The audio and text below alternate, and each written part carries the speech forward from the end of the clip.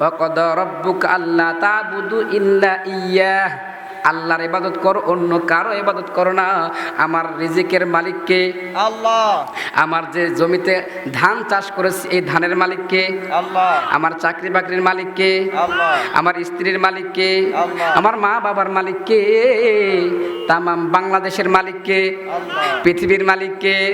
আসমানের মালিক কে? আল্লাহ। সব যদি আল্লাহর হয় এই বিশ্বাসটাই আমার মধ্যে থাকতে হবে। কথা বলেন ঠিক কিনা? এ বাজান রে, আমার আল্লাহ পাক রব্বুল আলামিন তোমারে আমারে কেমন ভালোবাসে একটুখানি বলে যাই।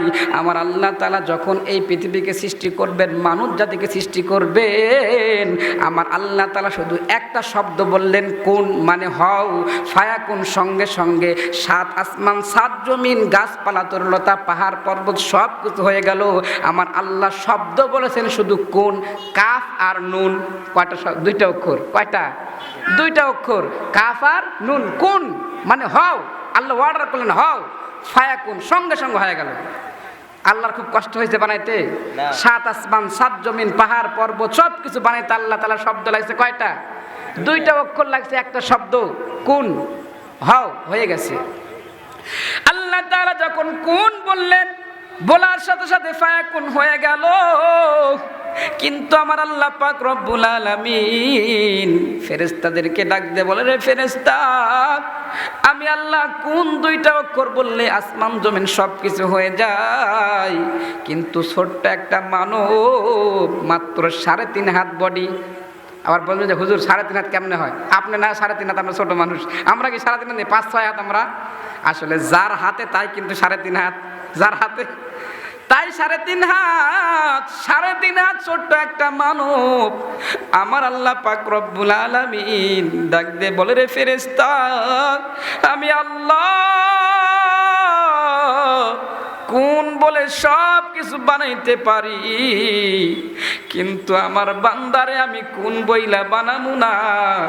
আমার বান্দারে আমি বড় মায়া কইরা আমি নিজের হাতে মোহাব্বত করে বানাবো। আমার আল্লাহ নিজের হাতে বড় মোহাব্বত কইরা বান্দাকে বানাইলেন। আল্লাহ তাআলা ডাক দিয়ে বলেন, রে ফেরেশতা, কারণ কি জানোনি? কারণ হইল আমি যখন আমার বান্দারে মায়া করে বানামু, ওই বান্দা যখন বিপদে পড়বে, ওই বান্দা যখন গুনাহ করবে, আর ওই মায়াবী চেহারাটা নিয়া যখন আমি আল্লাহর কাছে আইসা 2 চোখের পানি ছাড়িয়া দিবে, আমি আল্লাহ পাক তার মায়াবী চেহারার দিকে তাকাইয়া আমি আল্লাহ তাআলা তার জীবনের গুনাহগুলো মাফ কইরা আমি আল্লাহ আমার কুদরতি কোলে উঠায়া নিব। আল্লাহু আকবার। এ বাজান রে,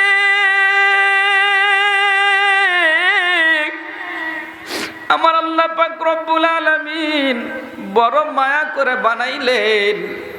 বানানোর পরে আল্লাহ তাআলা কোরআনের মধ্যে জানা দিলেন, কুল ইয়া ইবাদিয়াল্লাযীনা আসরাফু আলা আনফুসিহিম লা তাকনাতু মির রাহমাতিল্লাহ।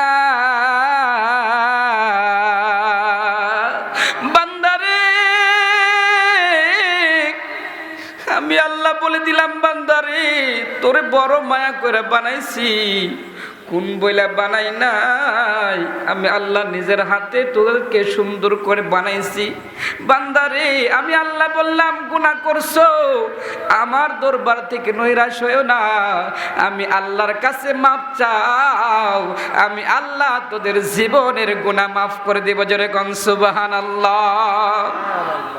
এ বাজান রে, দুনিয়ার মানুষের কাছে আপনি একবার একটা জিনিস চাইবেন, দিবে, দ্বিতীয়বার যাবেন একটু আমতা আমতা করবে, দিতে চাবে না।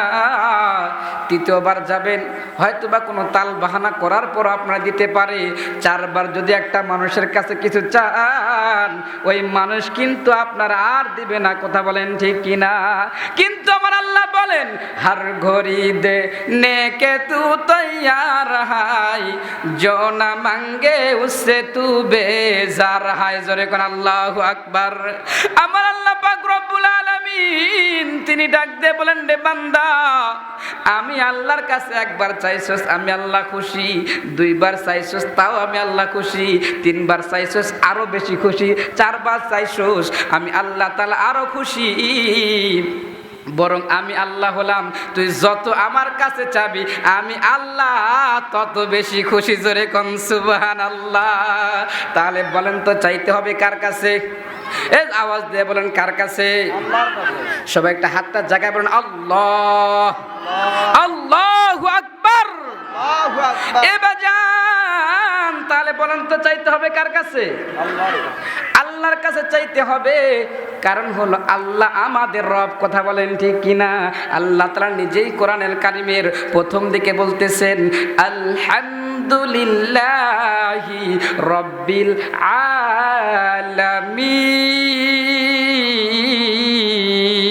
আলামিন। আল্লাহ বলেন প্রশংসা ওই আল্লাহর, যে আল্লাহ হলেন আমাদের রব। আল্লাহ আমাদের রব। রব শব্দের অর্থ হলো লালনকারী, পালনকারী। রব শব্দের অর্থ লালনকারী, পালনকারী। কেমন করে লালন পালন করে জানেন? আপনারা আপনাদের বাড়িতে গরু ছাগল এগুলো পালন করেন না? তার মানে ওই গরু ছাগলের দেখাশোনার দায়িত্ব লালনকারী, পালনকারী আপনি। আর আমাদের রব আল্লাহ, আমাদের দেখাশোনার লালন পালনকারী আল্লাহ। আচ্ছা, এই যে গরমের দিন গরুর গরম লাগে, গরুর গোয়ালের ভিতরে একটা ফ্যান লাগানো লাগবে, তার লাগবে, সুইচ লাগবে, একটা মিস্ত্রি ডাকা লাগবে। বলেন তো এই যে তার লাগবে, সব কিছু লাগবে, এই টেনশন গরুর না যে গরুর লালন পালনকারী তার? কথা বলেন কার? যাই মালিক তার। কথা বলেন ঠিক কিনা? আমার আল্লাহ ডাক দিয়ে বলেন, রে বান্দা, তোমরা যদি গরুর লালন পালনকারী হও আর তোমাদের দায়িত্ব যদি সব তোমাদের ঘরে থাকে, গরুর কোনো চিন্তা নাই। আমি আল্লাহ কোরআনের প্রথমেই তো তোমাদেরকে বলে দিলাম, আলহামদুলিল্লাহি রাব্বিল আলামিন। আমি আল্লাহ হলাম তোদের রব। তোদের সব চিন্তা পেরেশানি, তোদের রেজেকের জিম্মাদারি, তোদের হায়াত মওতের জিম্মাদারি, তোর বিয়ের যে জিম্মাদারি, সব জিম্মাদারি আমার হাতে। তোরা খালি আমার ইবাদত করবি, তো আমি আল্লাহ তোদের সব টেনশন নিয়ে নিব, সব কিছু তোদেরকে পূরণ করে দিব। জোরে কোন সুবহানাল্লাহ। আল্লাহ তো আমাদের লালন পালনকারী। কথা বলেন ঠিক কিনা? কেমন করে আমাদের চাহিদা পূরণ করেন আল্লাহ? কেমন করে চাহিদা পূরণ করেন দেখেন। আমরা সাধারণভাবে দেখেন, এই যে এখন আমের মৌসুম চলতেছে না, আর কয়েকদিন পর আম পাকবে। আচ্ছা বলেন তো সব গাছের আম কি মিষ্টি? সব গাছের আম কি টক? একই জমিনের মধ্যে এই জায়গায় একটা আইল আছে, আইলের এপারে আমার গাছ, এপারে আমার ভাইয়ের গাছ। আমার গাছে খুব সুস্বাদু মিষ্টি আম, ভাইয়ের গাছে টক আম। জমিনের ক্ষমতা আছে দেওয়ার? এটা কে করলো? বুঝেন না? না, আমার আল্লাহ কেমন করে খাওয়ায়। একই জায়গার মধ্যে আমের গাছ লাগাইলাম, আম গাছ কেটে ফেললেন, আম গাছের পরে ওখানে কাঁঠাল গাছ লাগাইলেন। কাঁঠাল গাছে কি আম ধরবে না কাঁঠাল ধরবে? কে জমিন তো একই আছে, ধরে কেন? মাটির নিচে আছে, খুললে পাবেন না। আমার আল্লাহ বলল, ওই যে আল্লাহ আমি যে রব, তোদেরকে খাওয়ানোর মালিক তো আমি আল্লাহ। সুবহানাল্লাহ। আল্লাহ তাআলা বলেন, ওয়া মা মিন দাব্বাতিন ফিল আরদি ইল্লা আলাল্লাহি রিজকুহা। আমি আল্লাহ হলাম তোমাদের রেজেকের জিম্মাদারি। একদল ডাকাত রাতের বেলায় ডাকাতি করছে। ডাকাতি করার পরে তারা একটা খেজুরের গাছের নিচে বৈশা ওই টাকা পয়সাগুলো ভাগ করতেছিল, যে সারা রাত আমরা যেগুলো কামাই করছি এখন ভাগ করে নি। তো যখন ভাগ করতেছে, তো ইতিমধ্যেই পূর্ব আকাশে সূর্য উঠে শলক হয়ে গেছে, মানে ফর্সা হয়ে গেছে। তো ডাকাতের সর্দার এক খাজুরের গাছে এরকম করে হালান দিয়ে বসে বসে বলতেছে, এই তোর ভাগে 10টা, তোর ভাগে 20টা, তুই একটু কাজ কম করছিস, তোর 5টা ভাগ করতেছে ডাকাতের সর্দার। এখন খাজুরের গাছের সাথে হেলান দিয়ে আছে, খেজুরের গাছের সাথে যখন হেলান দিয়ে আছে, হেলান দিতে দিতে দেখে পাশে আরেকটা খেজুরের গাছ। তো ওই খেজুরের গাছের মধ্যে একটা ছোট্ট বুলবুলি পাখি, ছোট্ট একটা পাখি, যেখানে হেলান দিয়ে আছে যে গাছটা, এই গাছটা সুন্দর পাকা পাকা খাজুর আছে। তো এই খেজুরগুলো নিয়ে এই পাখিটা পাকা খেজুরগুলো নিয়ে ওই মোরা একটা খেজুরের গাছ, ওই মোরা খেজুরের গাছের উপরে রেখে দিচ্ছে। বাজান রে আমার, সবাই খেয়াল করে শুনবেন, কোনো দিকে নজর দিবেন না। ডাকাতের সর্দার এই দৃশ্যটা বারবার তাকা থেকে দেখতেছে যে একটা ছোট্ট পাখি এই পাকা খাজুরগুলো নিয়ে একটা মোরা খাজুরের গাছের উপরে রেখে দিচ্ছে। এটার কারণ কি? এবার ডাকাতের সর্দার তার মনের মধ্যে কৌতূহল হইল যে ছোট্ট পাখিটা এত সুন্দর সুস্বাদু এই খাজুরগুলো নিয়ে যায় ওই মোরা খেজুরের গাছের উপরে কেন রাখতেছে, একটু দেখতে চাই। এবার ডাকাতের সর্দার আস্তে আস্তে খাজুরের গাছ বেয়ে উপরে উঠছে। উপরে ওঠার পরে তাকায় দেখে ওই মোরা খেজুরের গাছের মধ্যে একটা অন্ধ বিষাদর সাপ হা করে আছে। আর এই ছোট্ট পাখিটা এখান থেকে পাকা খেজুরগুলো নিয়ে ওই অন্ধ সাপের মুখের মধ্যে দিয়ে দিচ্ছে। ডাকাতের সর্দার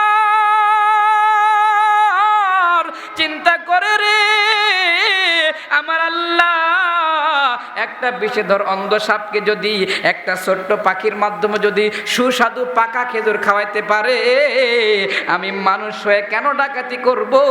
আজ থেকে ডাকাতি ছেড়ে দিলাম, আমার আল্লাহ আমারে খাওয়াইতে পারে। কথা বলেন ঠিক কিনা? রহিম রহমান আল্লাহ